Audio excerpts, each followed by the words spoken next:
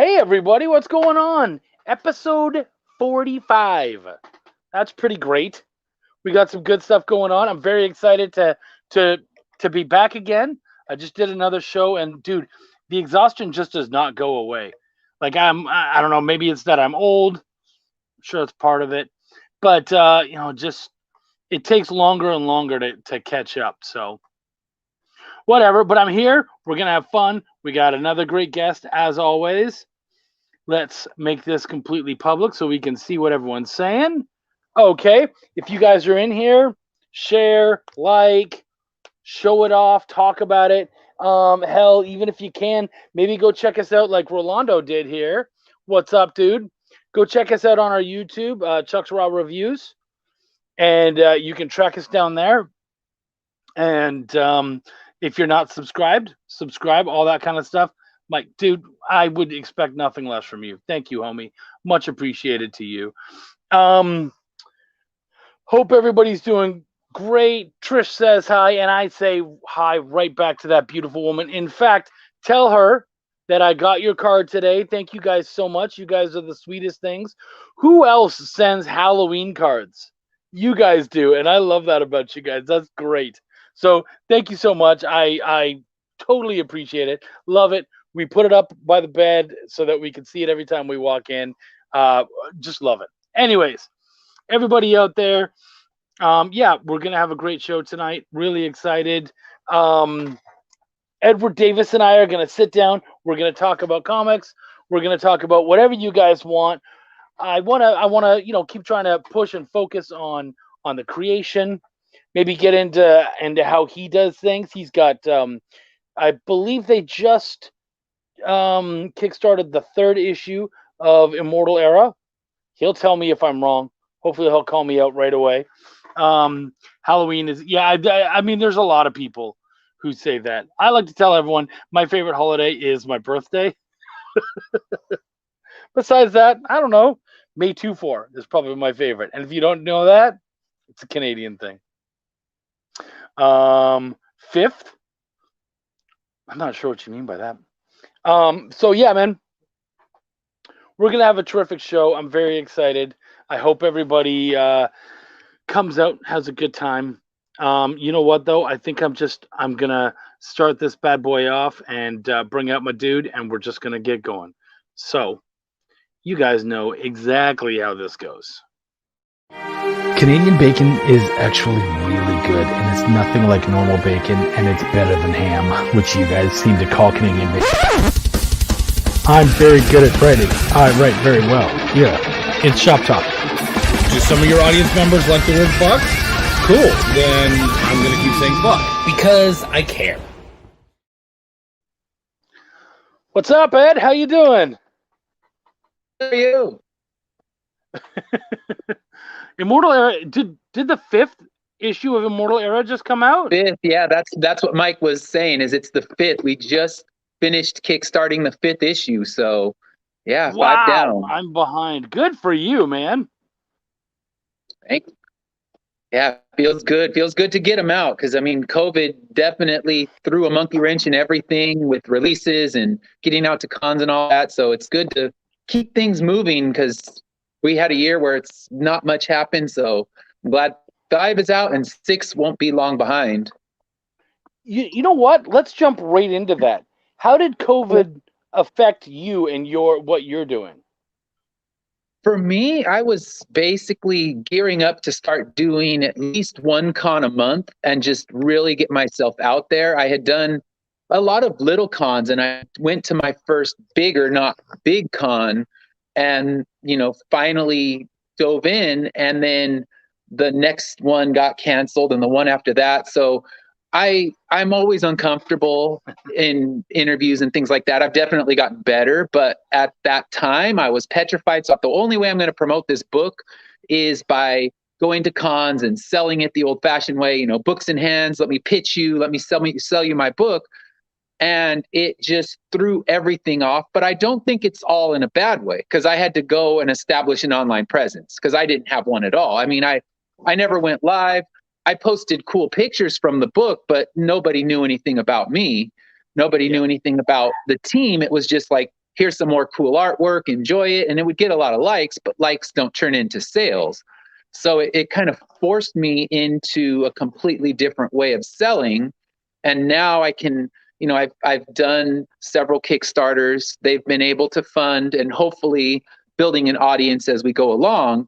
So I think in the end, it actually did me some good, but it was, of course, that fear of, oh man, everything's different than the way I planned it. I, did little cons. I refined my pitch. I got to the point I felt strong, and then they're like, nope, something new now. So it changed things, but I wouldn't say all for the worse. I like that.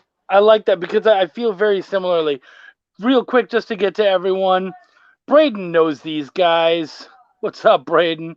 Brian Manell, super fan, Mr. Man, Brian Manell. He is here. So glad to see you, man.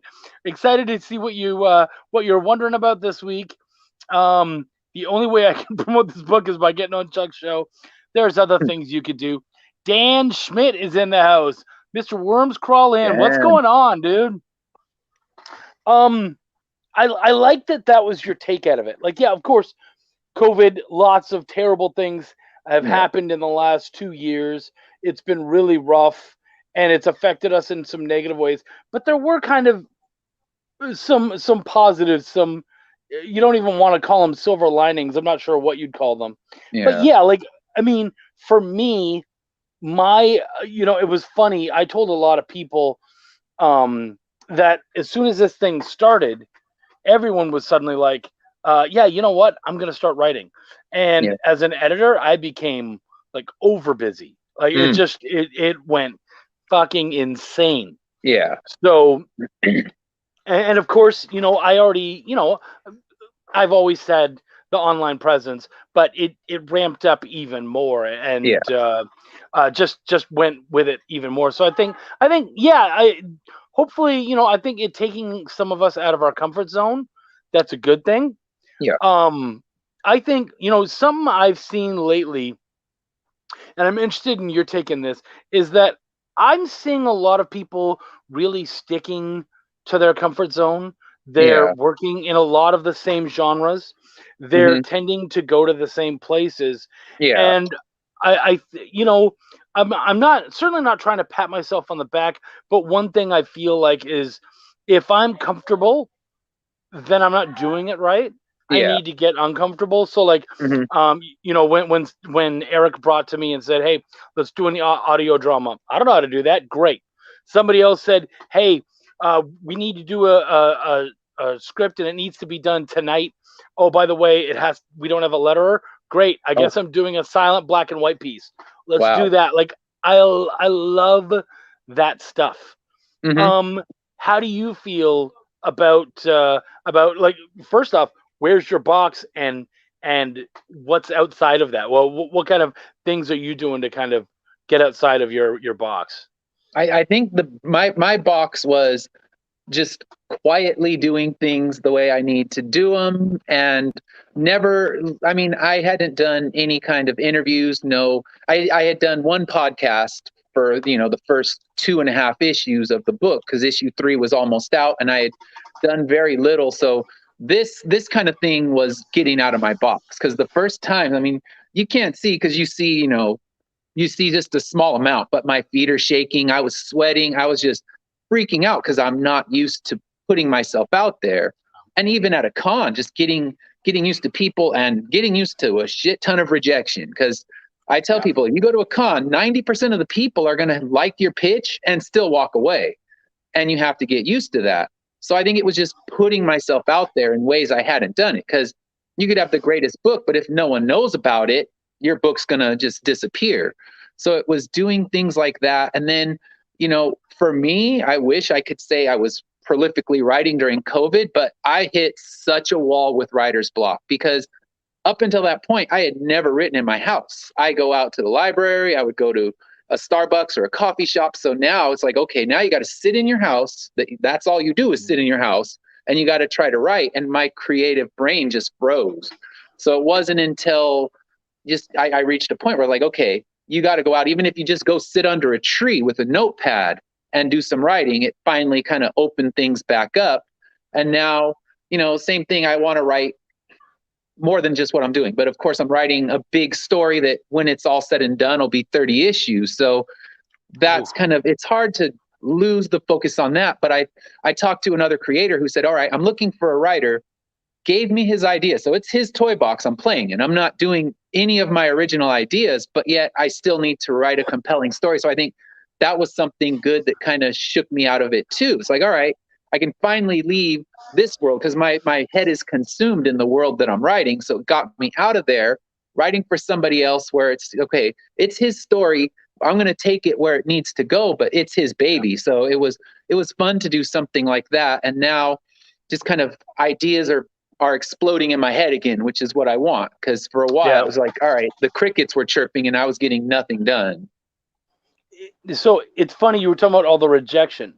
We were just at a show last weekend. Now, the people out there, they know my boy Douglas Brown, who does Stormy.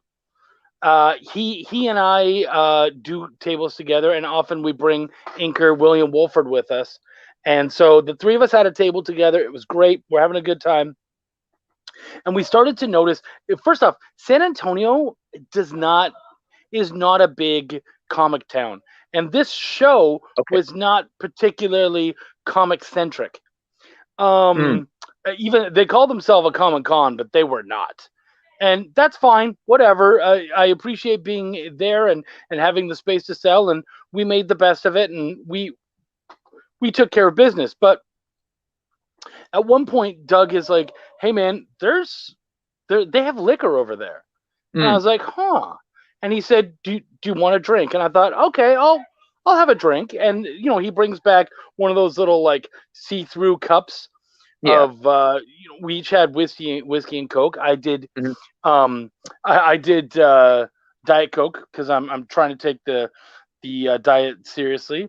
Yeah, San Antonio. Yeah, you know what? I'm right by there, Steven, but I don't like, especially when it comes to comics. Holy fuck, they do not seem to give a shit about comics. But anyways, we're there, and we would ask people all the time. One of the first things, just they're walking by, "Hey, how you doing?" "Hey, I'm fine." Usually people are pretty nice. As soon as they do, and if they stop for even a sec, we'll go, "Hey, do you enjoy comics at all?" Simple yes or no question. And we get lots of no's. I'm fine with a no. Great. I don't have to waste any more time on you. And I always have one of two little witty things I'll say afterwards. I'll either say, if they say, "I don't like comics," I'll say, "Oh, okay, well, that's okay. We can still be friends." They'll laugh and walk away. Or if they say, "I don't like comics," I can say, I'll either say that, or I'll say, "That's not an issue. Nobody's perfect." And again, little laugh, or they'll just walk away. Whatever, it doesn't matter. But we're good. But then we started to see this trend where, "Hey, how you doing?" They'd wave and they'd say hi back, or they'd motion or something. And then I'd say, "Do you like comics?" And they would completely fucking look the other way and walk away. Yeah. And I was like, whoa, like you can't even respond? Yeah. And this became a trend. So I don't know who brought it up first. Oh, yeah. But one of us was I got that too. Right? So one of us was like, "Hey, why don't we do a fun drinking game where every time they completely ignore us, we take a drink?" And I was like, "All right, whatever." The intention is never, like, neither of us, we're 40-year-old men. Neither of us are interested in getting drunk, but we're just, it was a joke, right? We went through our drink way too fast. Oh yeah. And he was like, "You got pretty fucked up with that whole thing." Well, we did, because it was just one cup, right? Yeah. So then, so I was like, okay, you know what? Let's wait an hour or two, then we can get another one. Because if we keep this up, we're gonna be poor and we're gonna be drunk. So bad idea. So we did like 2 cups in the day. Okay. Whatever. 2 drinks in the day, not a big deal. But it still was often enough that we were going through our drinks pretty quick. In fact, we would every once in a while just be like, ignore one. Because it just wasn't, I was like, I just took a drink. It's not worth it. But holy shit, man. Yeah, see, Steven's in. I'm in. I'll bring the Jaeger. Yeah, I was telling Doug, next time we go to when we're going to Emerald City, at the end of the year, and I was like, maybe we should bring like a big handle. We're gonna need it for the weekend. Yeah. Now again, like I take my business seriously, so it was never about getting drunk, Yeah. but it was too possible to get drunk. Like, Oh holy yeah, I shit. can imagine. We did it. I was with my daughter. We were running the booth together, and we Is were she just a doing a heavy social drinker? experiment. Like, okay, I'm just going to put a little tally mark every time we just get fully ignored. We filled up a lot of paper because it's just like the same thing. Like, hi, good morning. Oh no, no, and they would walk by like, oh shit, how dare you greet me in the morning? Because I know you're trying to sell me something, and I don't want any of your your books or whatever. And it's just a simple good morning, good afternoon, hi, how are you? And I always then I don't have anything. I have my pitch. So I'm like, okay, if you have 30 seconds, I can tell you everything about my book that you need to know. And some people like, oh no, no, no, thank you. And some people would listen to it. Most wouldn't buy it when it was done because it's you pitch, you hope, and most people walk away. But just the fact that some people wouldn't even engage you in a good morning. It's like, oh shit, how dare you try to sell me something at a con with everybody trying to sell you something. Right. You knew what you were getting into. Yeah. I know you want to go see the celebrities because we had the Raiders. I was in Vegas and we had a bunch of Raiders right behind me. So people were there that truly did not give a shit about comic books. They were going to get sports players' autographs. They had sports players? It was bad. It was a complete debacle of a con. I mean, everything about it was poorly run. By Sunday, there were only like 300 people that showed up.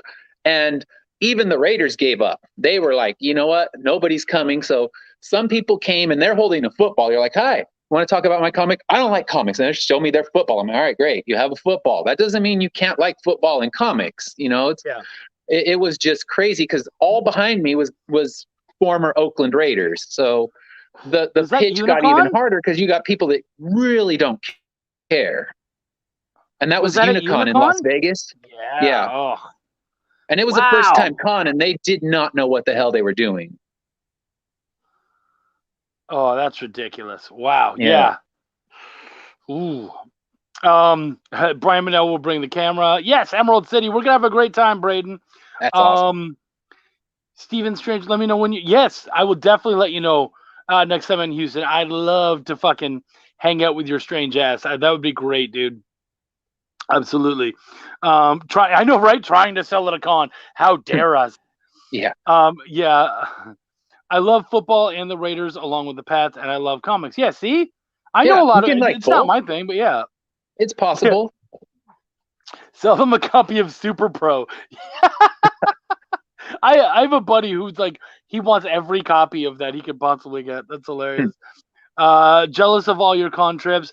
Yeah, you're in Canada. Yeah, that's rough, man, because you guys aren't getting out. Though you do have Fan Expo coming up real soon in Toronto in the T-Dot. You should be heading out to that if you can. Do you have? We're talking about cons, and of course we're kind of bitching about how tough they are, but let's be honest, we keep going out because there's also something amazing about it. Oh yeah, I love it. What's your and we broke into we were a little rough on cons. What are some of your favorite things about conventions? Just meeting the people. I mean, being able to talk to your audience, and you get people who will buy your book and they come back the next day and they want to talk about it, and I end up spoiling everything. But it's cool to meet someone that, okay, they get engaged in your story and they want to talk more about it. That's an amazing thing. And I mean, I'll admit, I get wrapped up in the pitch. I love getting out there. Like, I am going to pitch somebody who's never read a comic book and I'm going to get them to buy it. And when you get that person that goes, I've never bought a comic, but yours sounds so good, I'm going to buy it. That feels great because they don't have a comic at their house, yet they own yours now. So things like that feel good. I had a kid come up to me at a con I was doing, and he's like, oh, you have those Immortal era books? I'm like, yeah. He goes, that's my teacher's favorite story. Like, damn, that's amazing. I don't know who his teacher is, and yet he's telling kids that's his favorite story. So things like that, they make it like, all right, basically you're working for minimum wage if you're having a good day, and things like that make it all worth it. Like, all right, shit, I'll do a whole week of minimum wage if I can have that kind of feeling. Yeah, absolutely, man. I totally feel you there. Sean Terry said, "How many copies sold at a con for? How many copies sold at a good con for either of you?" Um, when I did Tampa, and that was my first decent con that I had done, because before that everything got shut down and I was just doing little like swap meet style, and I was able to sell over 100 books and also sell about 6 of the CGC copies that I get, because I always get my books graded, because you Oh get wow! those elitist collectors and they see CGC on your table and they think that, oh wow, I'm prospecting, I'm going to buy this book because one day it's going to make me rich. And I'm like, I certainly hope you're right, but the fact that they're on the table just kind of moves you to a bigger audience, because you get people who would never buy a copy of the book. And most of the people that buy CGCs, they don't buy a readable copy, they just buy their CGC one and walk away. And the last con, the Vegas one, I mean, I had sold about 50 books, and talking to my neighbors that had sold 4 or 5, I was definitely higher. But then I had one person come to the table and buy up everything I had from CGC. And basically his purchase paid for my table alone. So Yeah. little things like that are my big sales. But the best I've done, I think it was like 104. I mean, I'm sure I took all my tallies, but that's been my best one. But Temple wasn't a huge con. So I'm hoping LA, which is my next big one coming up, my first really big one, and I got an LA Comic Con exclusive, so I get to put the logo on a copy of my book. I'm hoping that one can be my biggest one yet. Now, so CGC, I mean, doesn't that cost almost $100 just to do it? You can get an artist account. That's what people don't know, and I try to tell other indie creators that if you just have to either call them, and their customer service is really good, and say, I'm a creator of a comic series and I want to get an artist account. When you get the artist account, you get your books graded for, it's about 15 each. And if you want to get them rushed, it's about another 12. So it ends up being just a hair under 30 to get your book graded, and your signature gets certified with them, so you can sign your own stuff and get all your stuff as a signature series. And they don't advertise it. If you go on their website, it's nowhere on there. And it just happened, I was at San Diego Comic-Con. I had enough of the floor, because it was just, San Diego Comic-Con is a madhouse. It's overwhelming. It's beautiful. I love it. But there's certain points you just need to step away. So I went to the CGC booth where everybody was empty, just thinking, oh, I wonder if they'd grade one of my books. And they're like, oh, you're the creator? Come over here. And they set me up with the artist account. And you just basically have to prove that you wrote it. So they do a couple different little things, and then you get an account where you're getting it significantly cheaper than anybody else. And you can, I could do a signing at a comic shop and certify every signature that's there. So it's one of those things that if you did it just regular and didn't know any better, you're going to pay way too much. But call them up, establish an artist account, and you can get your stuff graded at a reasonable price. Yeah. Dude, okay, that's pretty great. So what are you selling? Say, because I mean, I'm sure most of your stuff's coming in at like a 9.8 or so. So Yeah. what are you selling a 9.8 copy of one of your books for? I do different levels, because I also have the ones I do that are the short print ones, I call them, which I never realized was a baseball card term, because I was a collector of everything when I grew up. So it's a baseball card term, but basically I only print 25. So it's my variant cover, but I only print a small amount. So one of those I would charge 100 for, and have sold out pretty much every one I've done with those. And then a regular cover would be 65. And of course, when someone comes up like that day and he wants one of everything, we'll always bargain the price down.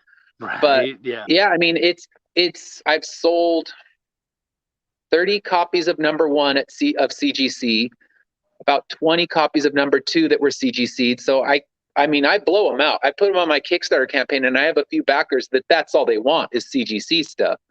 So it's kind of, it's a market you want to tap into. And I just graded one for my own purposes, but thought I'm going to throw it on my table and I'm going to put a crazy price and no one will ever buy it. And the first con I put it on the table, it was gone. Wow. Wow. Okay. That's pretty great, man. Okay. That's something really interesting.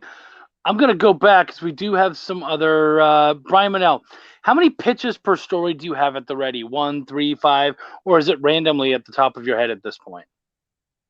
I have 3 pitches. I have the 15-second, the 30-second, and the 1 minute. Now, granted, I only have one title, so it's easy. I don't have to memorize different pitches for different books. But with one title, I said, okay, if you have 15 seconds, I can give you the quickest pitch ever. If you have 30 seconds, I can give you more elaborate. And if you have a minute, I'll show you artwork. We can go all through it, all into this. But yeah, I basically created all 3 so that no matter how much time they say they have, I can give them a pitch, and they can get on their way. Okay, and that's pretty smart. I tend to have pretty short pitches. I like to hit them quick and hard, and then because the other thing is, for me, I have a bunch of different books at my table. Yeah. So what I'll do is I'll be like, hey, do you mind if I pitch you some books? And they'll be like, okay, and I'll basically do a quick 5-second pitch for each book. Yeah. And just so that they're aware, like, I have a little bit of everything. So like I've got the kids book about a superhero, a kid whose parents become superheroes in his dreams. I have Welcome to the Void, which is my I made up a new pitch for Welcome to the Void. Welcome to the Void is an urban fantasy about a dishwasher who finds the center of all creation. People love that one. Nice. I don't know what it is about the dishwasher, but they hear that, they laugh, and I'm like, all right, cool. Then I do Belial, and I'll go all the way through, and usually I'll end with, and then there's Cthulhu Invades Oz, which doesn't even need a pitch because that the sells pitch itself. Yeah. Yeah. So, I tend to do the quick, and then they're like, cool, and then, of course, you ask, did any of those interest you? And then, I'll point them into the book. Feel free to flip through and check it out. I think getting them, the soonest you can get someone to pick it up and start flipping through, that's the closest you can get to sealing the deal, to getting them to buy. I think once they hold it, and I think that's one thing that COVID's definitely affected is people when I was doing the cons in 2019 and early 2020, they had no reservations of flipping through those table copies. Now they're kind of like, you flip through the table copy, I don't want to touch it. And I always keep a bottle of hand sanitizer at my table and say, like, you can clean up your hands when you're done. But yeah, they were a lot more reserved about touching it, at least at the ones that I've done recently. You're in California? Yeah. Oh, no, see, I'm in Texas, so I might sometimes have to give them permission. But yeah, they're happy to touch it, and hell, they might lick it. I mean, not really, but like they're all in that. They don't have an issue. I've never had the being afraid to touch it. So that's that was a new one for me, because before, I mean, my table copies are completely annihilated because they've been touched so much. But the issues 3 and 4 are barely touched because the people they don't want to put their hands on them. Okay, so Sean wants to hear our pitches. So I think he wants to, and he's at each pitch. So I don't think we necessarily need to go through the 1 minute pitch, but let's hear the I'll difference give you the between, quick say, one. your 15 the 30-second and, was my default. The 1 minute one was, okay, if you see the nodding heads and the interest is there, that's when I pull out the book and start showing the art. Generally, I tried to make it quick and easy, so I'll give you my pitch. I haven't done it for a while. I mean, I did it a couple weeks ago so many times I should know it by heart. But all right. My story takes place, hi, I'm Ed Davis. I'm the writer and creator of this story, Immortal Era. It takes place 200 years in the future in a post-apocalyptic world where no one can die. But with their immortality, they don't gain any kind of abilities, no powers. They continue to age. They can still get sick. If a limb gets cut off, nothing's going to grow back. In fact, I have a character who's a decapitated head. The story centers on 4 characters who live underground in an abandoned subway system where they are on a quest to find relics from the past so they can discover exactly why people stop dying and restore the natural life cycle, saving humanity by killing them. That's cool. That's your 15-second bit? Gets the laugh and keeps it going. So yeah, right. You get that. You got to have that end thing that gets that kind of like, oh, that's cool. Kind of now they're interested in. As soon as I say a post-apocalyptic story, you get that eye roll. Like, every story is a post-apocalyptic story. Then I say where no one can die, and you're like, okay, you've brought me back. Now try to close the deal. Yeah, see, like for Belial's pretty easy. Belial is the original creator of hell, here to take his domain back from Lucifer and the four horsemen of the apocalypse. And usually I'll start by saying Belial is a hell action comedy about the original creator of hell, blah, blah, blah. And I'll go through all that. And you know what? If anybody's interested in that kind of stuff, they're okay, all right. And then that at that point, it's pick it up, check it out, flip through, and we'll go from there. I try not to bog them down with too much. Yeah. It's more about, does this book speak to you? Are you excited? I think for me, I know everybody has their big things, but I'm really wary about trying to push the book too hard on people, because I've seen that, and I've seen people buy almost out of like fear or coercion. And I've watched that, and I go, you know what? I bet you they don't fucking read it.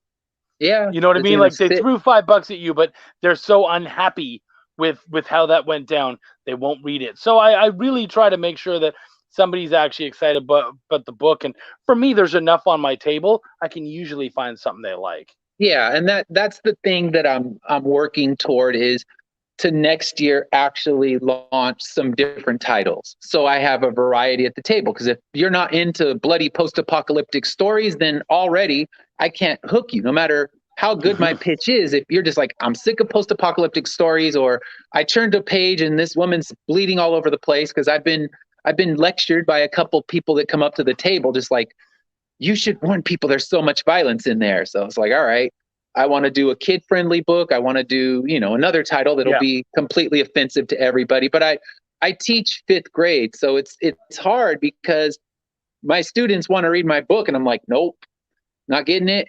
And you're not going to, I hope you never find a way to get it till you're old enough to not just giggle at all the bad words. So it's like, I'd like to have a book that I could send their way and say like, okay, here's a book you can read, and I will not feel guilty at night, and I won't get a call from your parents.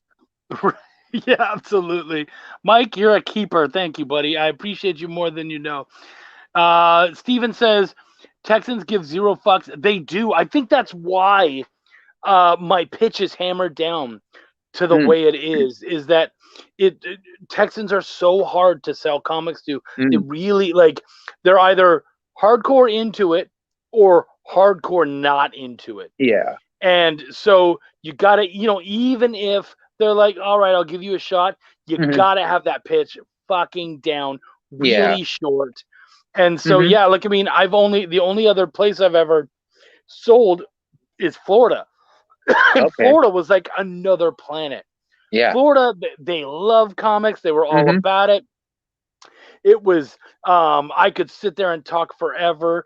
Texas, I have a much more difficult time having to sit and talk to people. It's not easy. So yeah, man, Steven, you're dead on about that.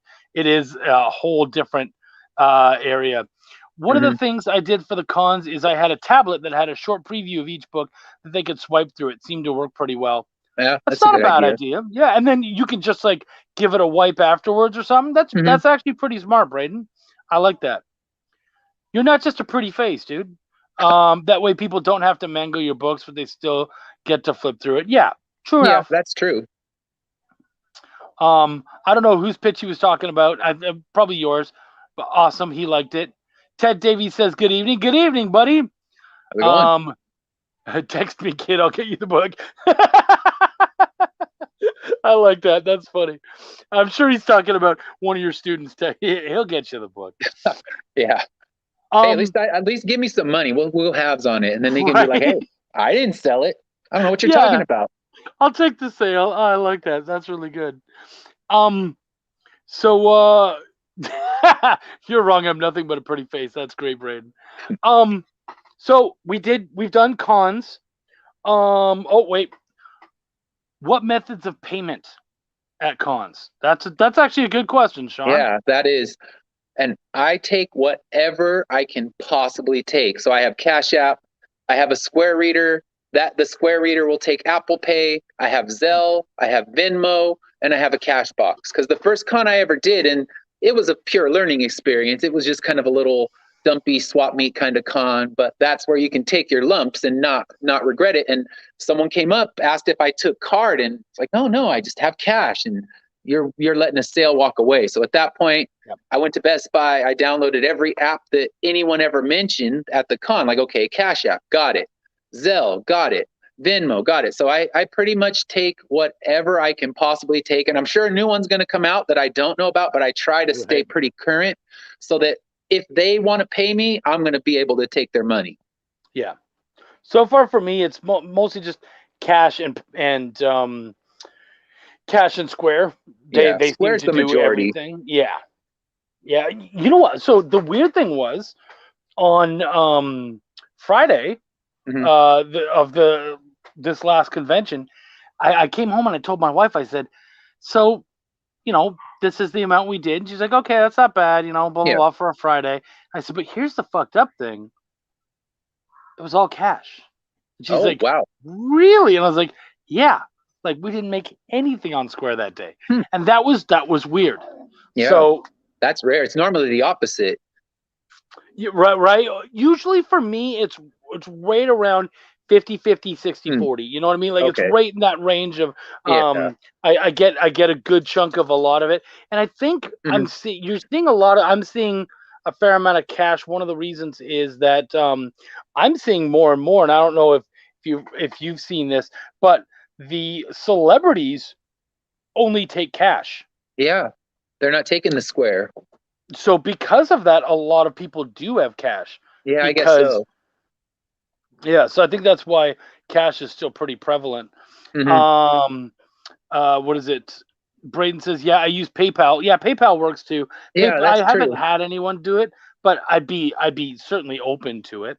Yeah, I have a PayPal. That's one thing I've never actually had people ask about. It seems Venmo and Zelle are the two that I've been asked about the most when I'm at a con that are, the non-Square ones.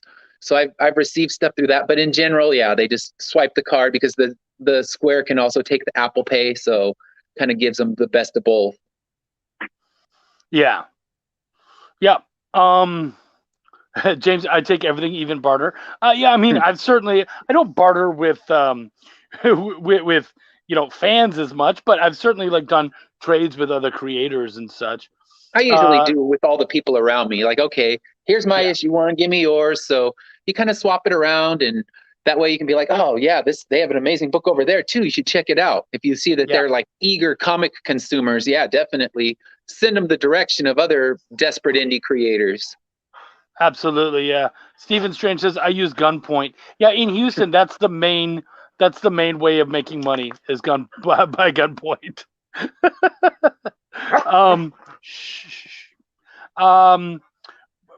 Braden, Braden says, well, the PayPal card readers. Oh yeah, I've never used the PayPal card readers. I don't have one of those. I just use the Square one. Are debit card readers still viable? I mean, they are, but that's Square. That's the swipe one doesn't work anymore. That's the one if you don't have a chip.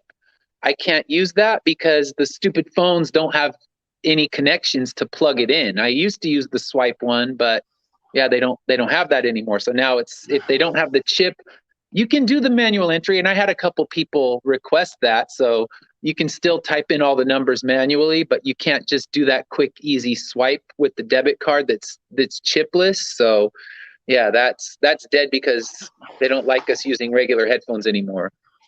So what you're saying is I should keep my old phone because use I'm for still cons. swiping, If you can get on their Wi-Fi, you can still use all the apps for it. So it's well worth it. I might need to dig mine out just for that purpose. Right. No, that's a good call, man. James Sims, bring me food and I might give you my whole tip. Yeah, and I've met artists and whatnot who are like, hey, if you bring me a coffee, I'll bring something. So yeah, I've seen that. I'll trade food because anytime I eat at a con, it's like the biggest wolf down because I was like, I'm not gonna lose a sale because I'm sitting here chewing on a sandwich. So I was like, just scarf it down and then get right back ready for the pitch. Do you bring your own food or do you usually buy stuff there? Usually it just depends. If I'm doing it solo, I'll just go buy something there. I'll just go run and grab whatever, crappy pizza or sandwich they have. And if I'm traveling, if my wife comes or someone else, she'll kind of spell me for a minute. She's like, all right, I know your pitch. I can sell your book. I know you're not going to take your time and eat it, but I got your booth covered for 5 minutes. Okay. I usually bring, like, I'll have snacks and stuff. Like, basically, I'll do breakfast. Mm-hmm. I'll bring some stuff to munch on during the day, maybe some jerky, some trail mix, all that kind of stuff, and then dinner when it's done. For me, it's like it's a Cliff Bar and more water, because it's just you're talking. So I got to make sure that I'm hydrated. So I'll have that gallon of water and then just a couple Cliff Bars or something that I can just eat real quick. And then if someone comes, because inevitably the moment you open your mouth to put food in it, someone's walking up to your table who might actually be a customer. I tell people, if at any point you're getting pissed off that no one's coming by your table, try to eat. Yeah. Then they'll show up. Yeah. Oh yeah. We have some. Papa is here from Ghana. Thank you very much, man. Good to see you. Glad we're getting all the way out there. That's a great thing about the internet. Payment via standoffs. Yeah, that's the way to do it. So we're already getting close. We got like 20 minutes or so. So why don't we move on from cons? We'll move to the actual creation. So okay. What does it look like when you're starting a script or something new? A new issue or whatever. How does that start? Are you straight into scripting, or what are you doing? My process is a weird process. I have to start it with a run. So for me, that's what kind of gets everything moving through my system. So I'll put on the right kind of music, nothing with lyrics, because I don't want anything getting in my head with that. I use a lot of like post rock, which would be Godspeed You Black Emperor, Mono, bands like that.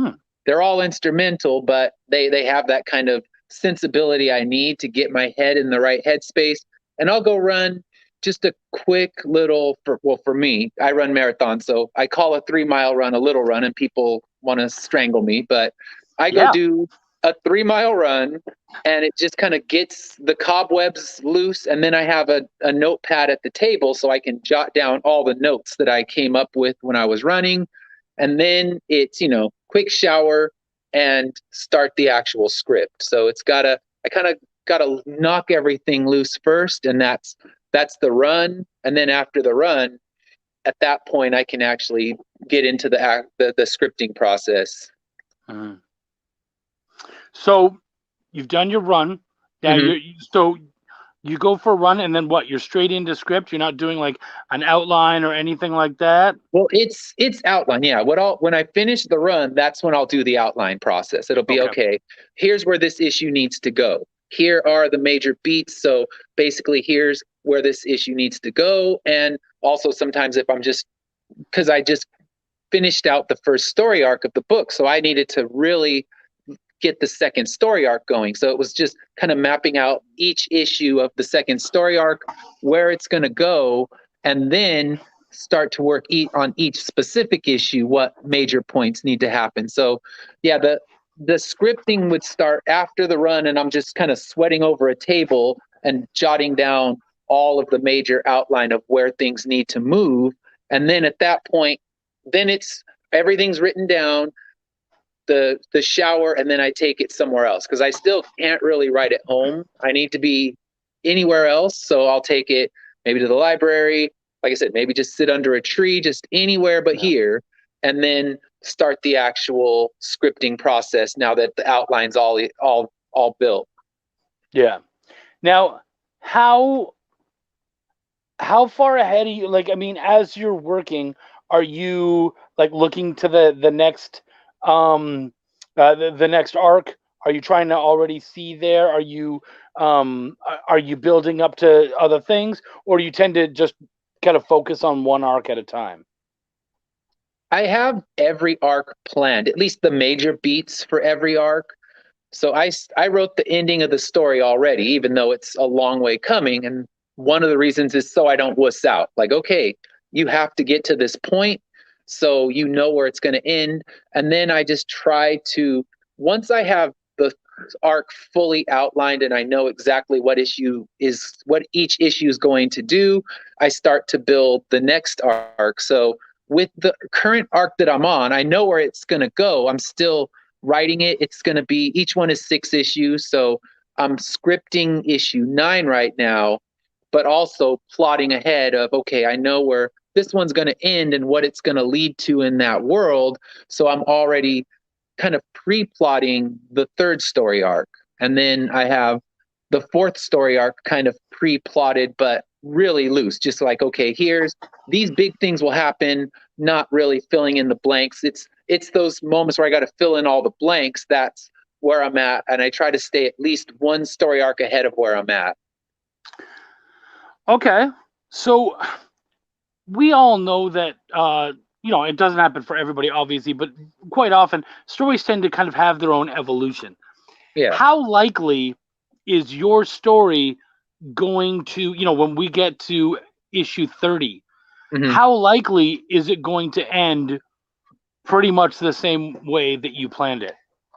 I think it'll end very similar. Like basically the end moment won't change, but I think the moments that will surround it in that issue will be different. Like the last 5 pages will probably be pretty close, but I was out and I started thinking, okay, I think this would be a good way to kind of show the conclusion as well. So it's already morphed into something a little bit different. The overall thing that's going to happen is still there, but it's not surrounded by the same pieces. So I think the fact is it will be different and the same.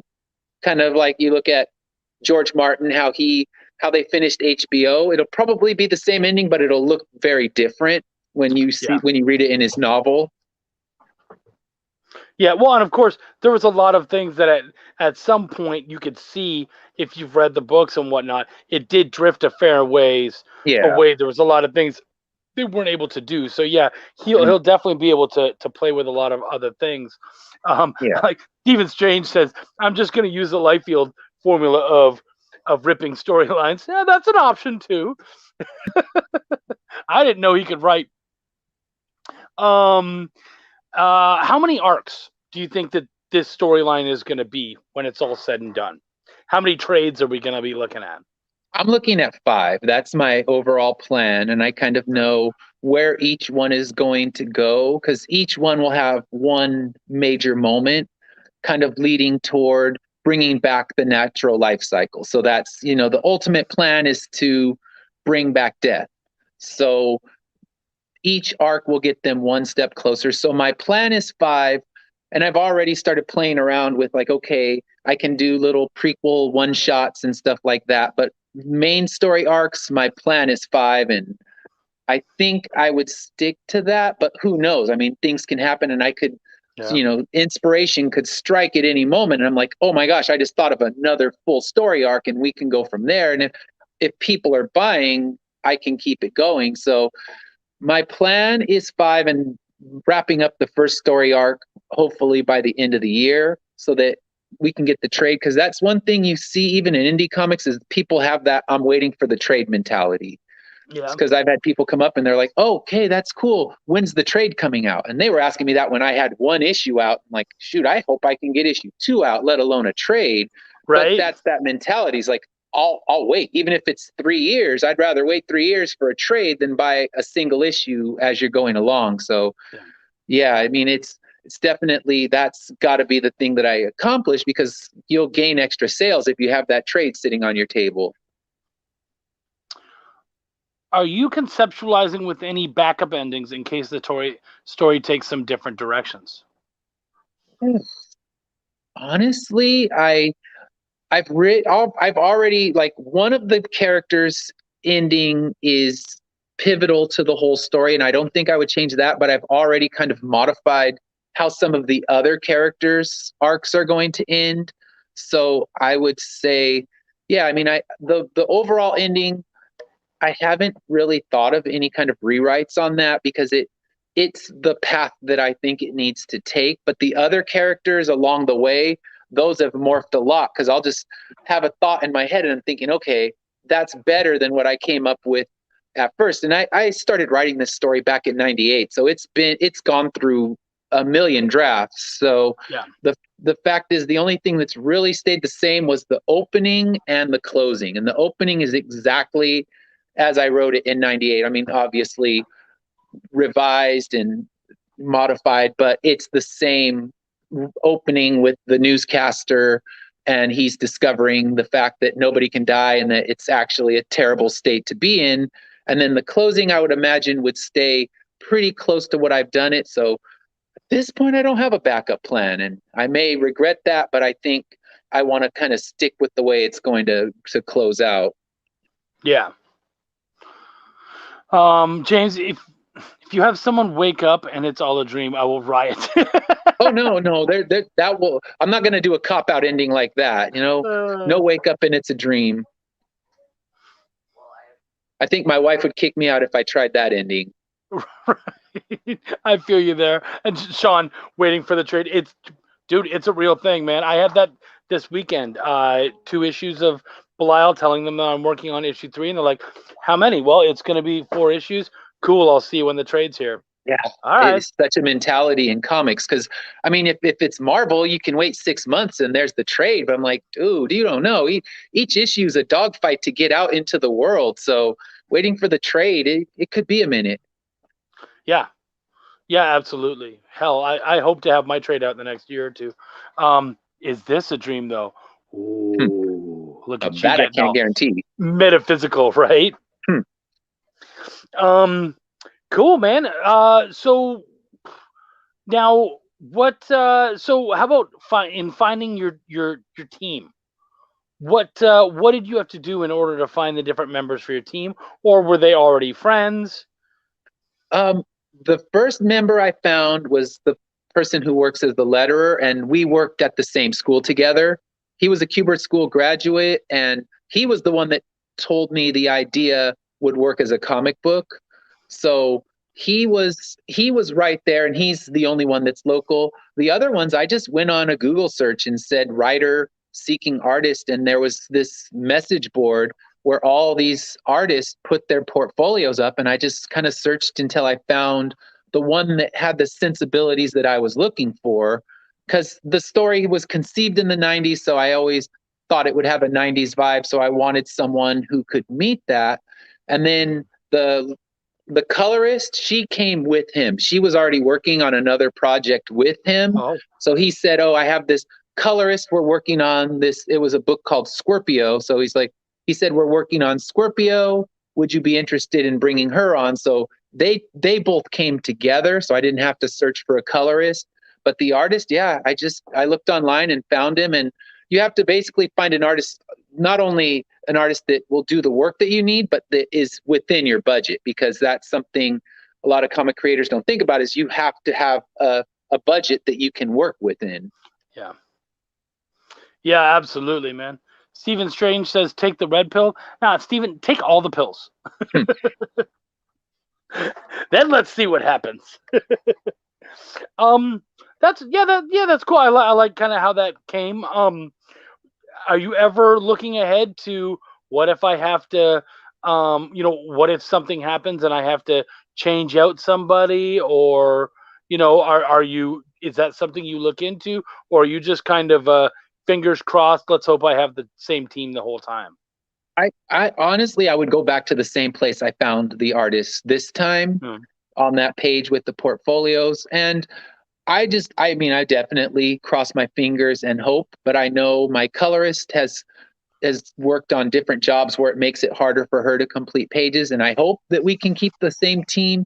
And my biggest hope would be that I can complete each arc at least with the team intact. And then if you have to make changes, you can make it after a new story arc starts. Not that I'm looking to make any changes, but life happens and you never know. So my hope would be that you could get the continuity within each story arc, because you look at stories like Sandman and he changed art teams every story arc, but it fit with whatever the new story he was writing was. So he kept that team intact for a story arc, and that would be something, Granted, you can still have that all backfire on you, but I would hope to be able to stay locked in with the same team for the story arc. And I mean, obviously keep them for the entire run of the issue, but I'm also looking at different artists for the other books because they're going to have a different sensibility. The kids one, this kind of art wouldn't really work for a kid's story. And then, looking at my other one, it'll be a lot more surreal kind of art style. So I'm also looking at building teams for those ones as well. Yeah. So you've got your trade coming up. Do you have any ideas for extras that you plan on bringing into that? Or do you think it's just going to be a fairly pared down, here's your 6 issues? I'm going to basically do 2 different versions of it. I've already written an epilogue, an extra 6 pages that will just be in the trade. So that's my first thought is, okay, here, you get an extra epilogue to the story. You don't need it for understanding, but it's a little something extra. And the art team's already working on those pages, so they'll be completed the same time issue 6 is completed, but they won't be released in the standard version. They'll be waiting for the trade. And then I would also like to do a cover gallery, script excerpts, because script excerpts were how I figured out how to write a comic book script, because I was writing it as a novel originally.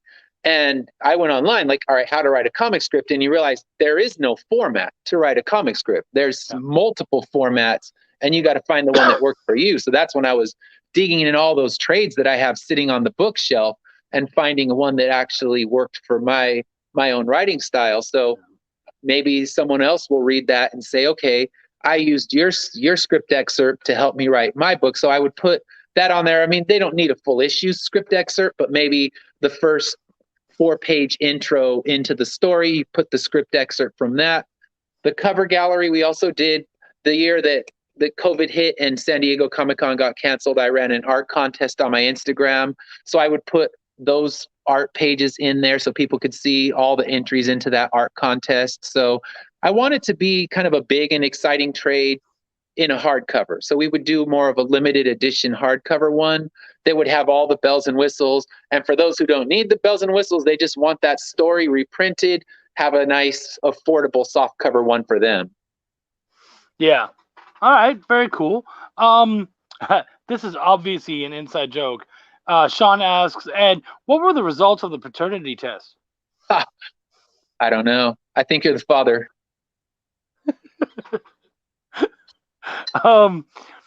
Brian Manell, after hiring the team, how did you approach communication with them over the comic creating process? And were there any struggles you had to go through within this creation process with an art team? The way we communicated, because I'm terrible at email. I hate it. I don't like using it. So we all got connected on Messenger. So basically, we do all of our communications through Messenger. That's where he sends me the outlines. That's where he sends the penciled version, so I can still go through the approval. And then we have a shared Google Drive where I send scripts, he sends art. So it's the Google Drive and then just Messenger. Messenger's the quickest way, even though everybody or 2 of the members of my team are international, we're still able to communicate, and it sends a message right away. And that way it's not trying to send a text message to a foreign phone, because I don't know if they would even allow that. But with Messenger, you can go back and forth so easily. So that's how we do the majority of our communication. I'm the same way there. That's a good call, man. James Sims, well, if you ever need another colorist, he knows a guy. Yeah. Well, I have another book, and I definitely will. So I will remember who I know. If you need a 90s image style artist, Stephen Strange, very much that's his style. Absolutely. Nice. I wrote mine as a novel and then transformed it into a comic scripts too. And yet you didn't release the novel. What's that shit up to? Come on, man. You got a good laugh.